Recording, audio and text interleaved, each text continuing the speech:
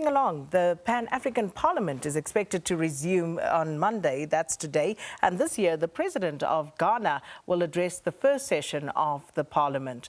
PAP is also expected to appoint a new president, and to get more about this issue, we're joined by member of the Pan-African Parliament, Honourable Ambassador Albino Aboug, to speak to us more about this.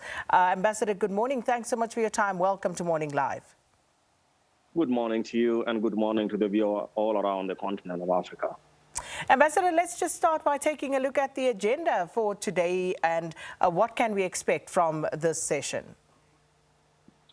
We are expecting to re-elect the new bureau, and we are expecting to actually elect a new president and the new vice president for the Pan-African parliaments. Now, Ambassador Aboug, this particular sitting is, of course, happening against the backdrop of COVID-19, and it comes at a time when the continent specifically is dealing with this pandemic and talks of a third wave here in South Africa. What precautionary measures have you taken to ensure that those who will be attending are actually adequately protected? Well, that is something I cannot answer. It belongs to the Secretary General, which is the clerks and the authority of South Africa. But what I can say, I'm here as a candidate to sell my ideas. Pan-African Parliament is dying. Continent, people are suffering.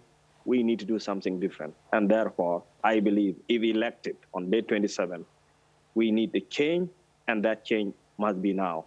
And if there is any change has to come in this continent, we need it at the Pan-African Parliament. We are the voice of the people. We are the voice of the people, but we have turned to be the voiceless in this continent. Therefore, it is a must. We have to change our style of leadership at the Pan-African Parliament. Let me ask this question, which no doubt has been asked many a time. How effective is the Pan-African Parliament? How much power does it actually have to effect any sort of real change? And, you know, PAP has, of course, been fighting for quite a while to have more legislative powers. How far is that process? Well, you need a leadership who have the ideas and ideals to coordinate with the executive, which are the head of the state in different countries and different regions. And if you have a president, for example, who is unable to deliver, then the PAP will remain as it is. And therefore, the new energy and the new ideas are needed at the Pan-African Parliament. And where do you expect these to come from? Because given what you've just said, what has been the stumbling blocks previously that can now be overcome in order to effect the change that you seek? Well, there has been a lot of issues. People are talking about the French speaking, English speaking, and what and what. All what I know, there are some people who are trying to create a confusion within the Pan-African Parliament. And we are now looking very deep. We should not have the issue of the language. The issue of the language are things which were created by the colonization and the colonies. It should not be in this 21st century. You are where you are now. Do you know more about the Pan-African Parliament? Do you know what we are doing? It is a time to come with a new leadership and involve the people of Africa, the grassroots of the people of the continent. And I think that is exactly the point that I'm getting at, talking about the efficacy of the Pan-African Parliament. And I remember having this very conversation a few years ago. But as you say, if we were to ask that question to ordinary Africans, South Africans right now, do they actually know how much is being done to ensure that people actually know what role the Pan-African Parliament is meant to play and whether it is in fact doing so? You are absolutely right. Even if you ask those who are in Medina, do they know about the Pan-African Parliament? And that is the idea. We have to involve the youth, the women, and everybody in this continent. And we cannot continue to do the same mistake, and we are expecting the outcome to be different.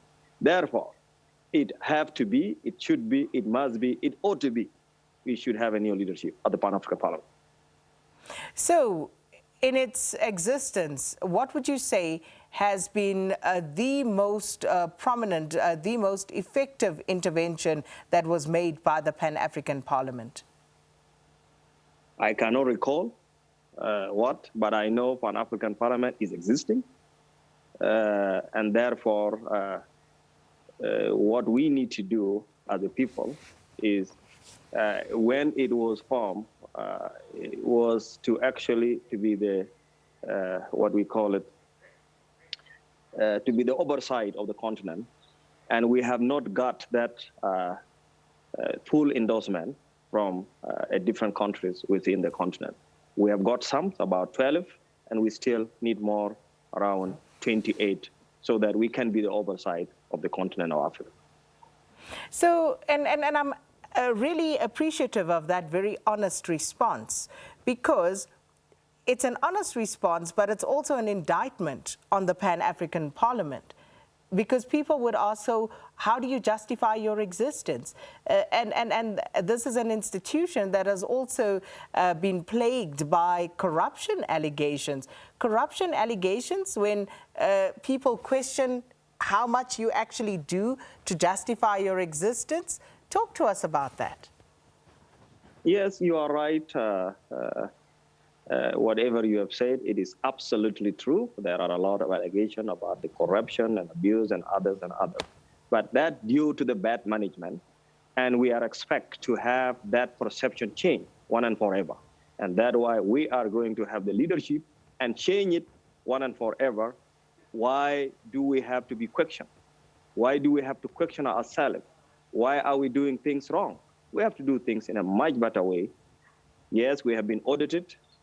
And that audit is it's duly every year, duly every month, based on the wrongs and the others bad mistake which has been done by the individuals, but not an institutions. And in terms of oversight, once again, there's so much going on the African continent, and the Pan-African Parliament in that particular role. What have you managed to achieve? What sort of oversight have you actually been able to conduct in any meaningful way on the continent? You are absolutely right. I'm actually 41 years old, and I live in this continent. We have not, I have to be very sincere with you. This issue of beating the bush and going around, it cannot work in this 21st century. We have not done a lot. We are existing. We do believe this bureau and the new bureau have to do much better to involve. See, for example, our young youth who are actually crossing the ocean to go to Europe. Nobody talk about it. See the wars in a different region, the war in Somalia, DRC, Mali, South Sudan, Nigeria, Boko Haram, and others nations. These are the issues needed to be articulated, and people have to talk about and find the solution within the continent of Africa, not coming from somewhere else. So, Ambassador, why should the Pan-African Parliament continue to exist if it is totally ineffective, yet plagued by allegations of corruption? Why doesn't it just close down, go back to the drawing board, and maybe try again in some new format? That is what we are doing on 27th. We elected a new leadership. If those who believe they have been at the PAP or fight along and they want to continue, give us the new ideas. And those who are coming in must be held accountable for what they have done. I am a candidate, and I believe if elected on day 27, if I don't deliver, I will resign voluntarily. How are you going to hold people accountable? How are you going to change the status quo? Because you preside then over an institution, if you were to be elected, that people have been accused of being deployed to come to Johannesburg and do shopping and get paid for that. Very good. As a human being, there are things you do what I cannot do, and there are things I do what you cannot do. But if we put our hand together, we can do things in a much better way. There are rule and regulation, and anybody who is not going to follow the rules must be dealt with it. Simple. But how sure are you that you're going to get the necessary support to effect the sort of changes that you want to see? The necessary support are going to come from the people of Africa who are willing to change, and people need a change. Who doesn't need a change in life? Change today, change tomorrow, change after tomorrow, change next month, change next year, and you move from step to step as a human being. But how? How are the people of Africa going to help you? Because you have to work within the confines and the structures of the Pan-African Parliament. So you need the support there, first and foremost. And given what we have seen from this particular institution, and forgive me, but I don't have much hope of anything really changing. How do you convince me and every other African that there is indeed a way to change this particular situation? Well, one more time, if people have not been following the rules, they have been trying to go behind the rules, and if the rules are to be implemented, the rule by itself are good. It are the people who are trying to go behind it, and that has to change. We are going to follow the rules, simply as it is. Well, we are going to leave it there, Ambassador. Thank you so much for your time this morning. And of course, we look forward to watching the opening there of the Pan-African Parliament. It will be addressed, that opening session, by the President of Ghana when it opens today. But thank you so much, Ambassador of the, or member of the Pan-African Parliament, Ambassador Albino Aboug, the Honourable Ambassador there from South Sudan. So